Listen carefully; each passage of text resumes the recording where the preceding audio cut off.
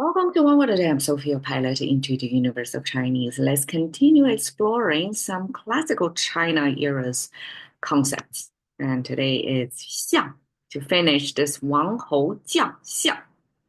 So Xiang, if Jiang is a military leader, then Xiang is I call it a communication leader, but it's more administrative leader that maintain the government operations.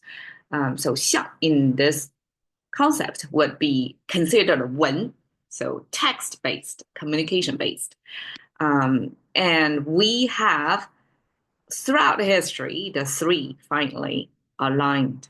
That means this concept is ancient enough and is probably one of the primary concepts that it's hard to get further simplified. So over the history, it retained the same shape.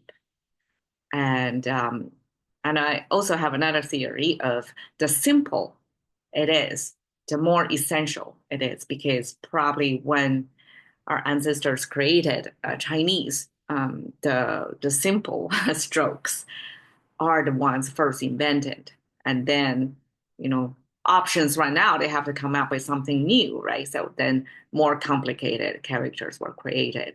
So this one is relatively simple because it's made of the tree or wood on the left side and the eyeball on the right side. We can see it's eyeball, right? But the shape is not right. Our eyeball is horizontally laid. Um, and so my theory is Chinese sometimes verticalize things. We have the dog symbol, like verticalized. We have the bed frame that's verticalized. It's totally anti-gravity, but I mean, it's a 2D frame, right? As long as we capture the structure of things, the orientation seems doesn't matter that much. And then I guess the efficiency or the spatial economy of the character matters more. How you can packed as many icons as possible in this 2D frame, a little bit rectangular shape frame, then that's the preference. That's the selection process of which of the many varieties of how to render a concept is going to stay with us. So in this case, this verticalized eyeball stay because it's narrower horizontally, and that's more, I guess, spatially uh, demanding side versus vertical. You can stretch a little bit this way instead of this way. So verticalized eyeball next to a tree, and the tree symbol took me some time to really appreciate what the tree is. Um, I came up with wrong theories before, and finally I came to see what a tree symbol really is. So the top curve here is the canopy of the tree, and then the bottom is the root of the tree, is underground, except here the ground, the horizontal line, was not expressed. It's missing here. But that also gives you, okay, the vertical would be the trunk. Depends on if it's above the ground, that's the trunk of the tree. If it's below, it's the main root, center of the root, and then there are branches. So we all know trees is a fractal structure that you can use divide from the central line, and then go further and further out in a fractal structure. So this is just the first layer of fractal, right? We have the center line and then just poof on the top and poof at the bottom.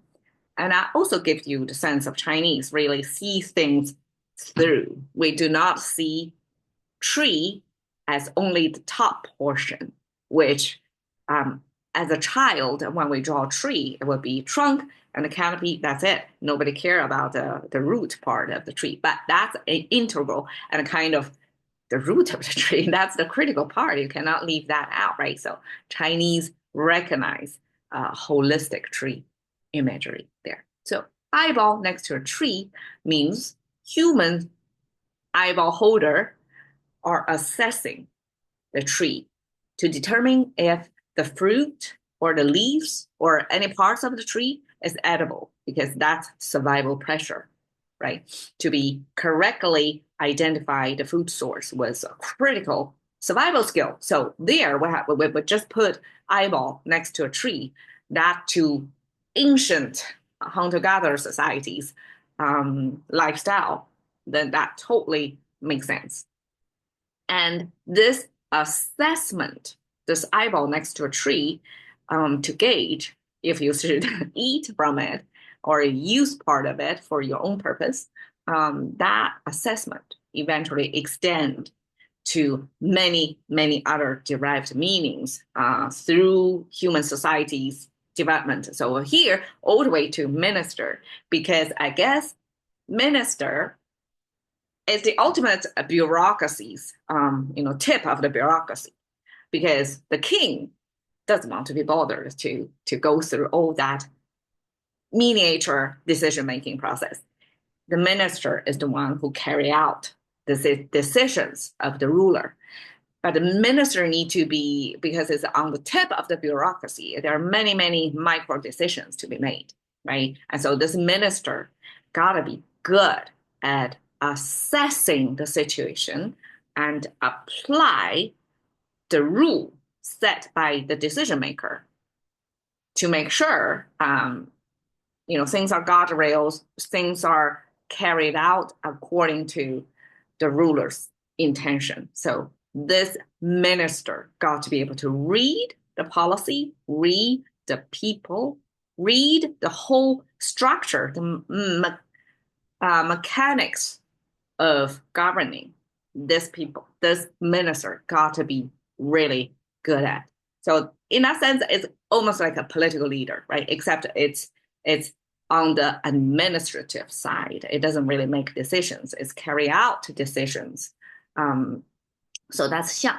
Interestingly, I asked ChatGPT because yesterday we talked about 将 general, this military leader versus today's executive leader, 像.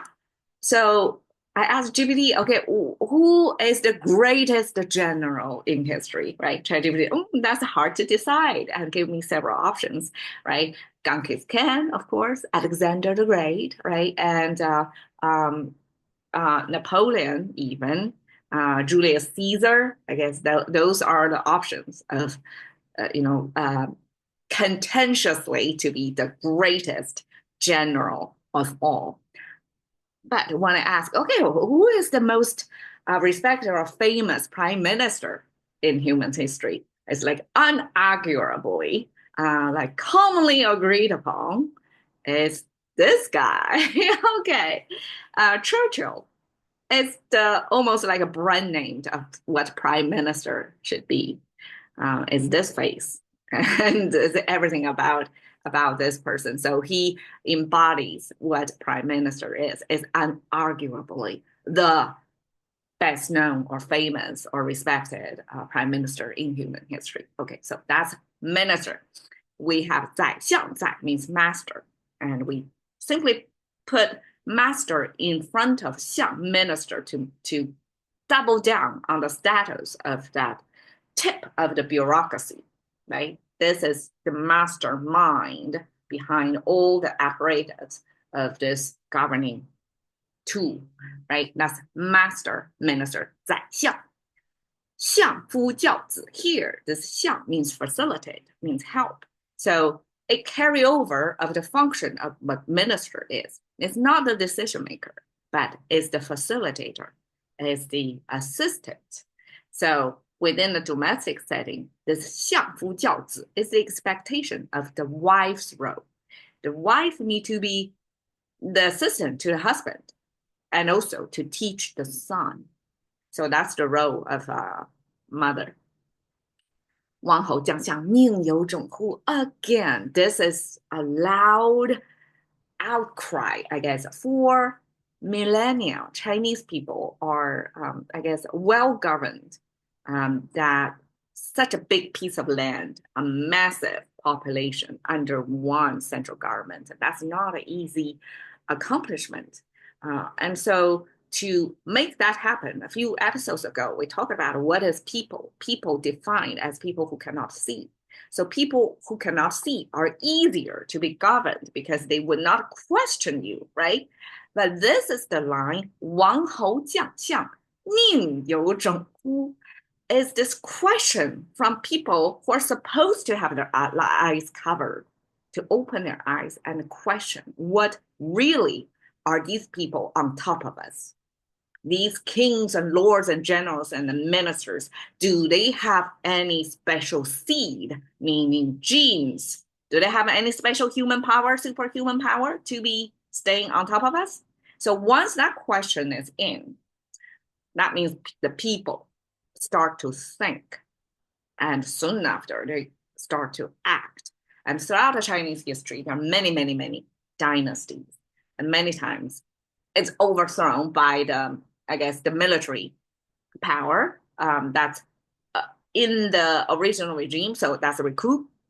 And there are also times that's the people who are governed, and there's some military leadership emerged in this general, supposedly farming population to rebel and to overthrow these kings and generals and ministers under that. So Wang Hou Jiang Xiang Ning You Zhong Hu testify that even in this massive population who are supposed to be well attuned to being governed without questioning, do have their independent thinking, do question the legitimacy of people who govern them.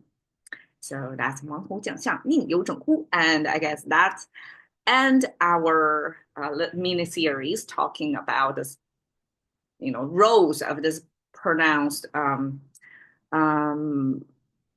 roles in the governing body. And Xia said that's the most famous prime minister through human history, because I guess he demonstrated good decision making and the willpower and the leadership, everything exhibited in a stressful time to be the